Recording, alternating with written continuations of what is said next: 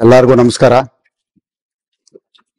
ಏನು ಲೋಕಸಭಾ ಚುನಾವಣೆ ಆದ್ಮೇಲೆ ಡಾಕ್ಟರ್ ಮಂಜುನಾಥ್ ಅವರು ಗೆದ್ದ ಮೇಲೆ ಪ್ರಪ್ರಥವಾಗಿ ಅತ್ಯಾಚಾರ ಪ್ರಕರಣಗಳು, ದಲಿತ ದೌರ್ಜನ್ಯ ಪ್ರಕರಣಗಳು ಬಹಳಷ್ಟು ದಾಖಲಿಸ್ತಾ ಇದ್ದಾರೆ. ದೇವರಿದ್ದಾರೆ, ಆ ದೇವರೇ ನೋಡ್ಕೊಂಡ್ಲಿ. ಇವತ್ತು ನನಗೆ ಮಾಹಿತಿ ಬಂತು, ನಾನು ದೇವಸ್ಥಾನಕ್ಕೆ ಬಂದಿದ್ದೆ. ಮಾಧ್ಯಮದ ಬಹಳಷ್ಟು ಜನ ಮಾಧ್ಯಮದವರು ನಾನು ಕರೆ ಮಾಡಿದ್ರು, ಹಾಗಾಗಿ ನಾನು ಇವತ್ತು ಬರಕ್ ಆಗ್ತಾ ಇಲ್ಲ. ನಾಳೆ ನಾನು ಪತ್ರಿಕಾಗೋಷ್ಠಿ ಕರೀತಾ ಇದ್ದೇನೆ, ನಾಳೆ ಸಂಪೂರ್ಣವಾಗಿ ಮಾತನಾಡ್ತೇನೆ. ಬಿ ರಿಪೋರ್ಟ್ ಹಾಕಿದ್ದಾರೆ ಅಂತ ನಮ್ಮ ವಕೀಲರು ಹೇಳಿದ್ದಾರೆ, ಆದ್ರೆ ಅದರಲ್ಲಿ ಏನು ಅಂಶಗಳಲ್ಲಿ ಬಿ ರಿಪೋರ್ಟ್ ಆಗಿದೆ ಅಂತ ನನಗೆ ಗೊತ್ತಿಲ್ಲ. ಹಾಗಾಗಿ ಅದು ಬಂದ ಮೇಲೆ ನಾನು ತಮ್ಗೆಲ್ಲ ಮಾಹಿತಿನೂ ನಾನು ಹಂಚ್ಕೊಳ್ತೇನೆ.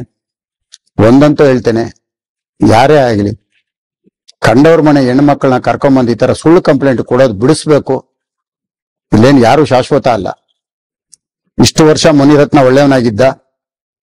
ಡಾಕ್ಟರ್ ಮಂಜುನಾಥ್ ಗೆದ್ದ ಮೇಲೆ, ಡಿ ಕೆ ಸುರೇಶ್ ಸೋತ ಮೇಲೆ, 2 ಬಾರಿ ನನ್ನ ಮೇಲೆ ಸೋತಂತ ಕುಸುಮ ಇಷ್ಟಾದ್ಮೇಲೆ ನನ್ನ ಮೇಲೆ ಎಲ್ಲಾ ಪ್ರಕರಣಗಳು ದಾಖಲಾಗ್ತಾ ಇರೋದು.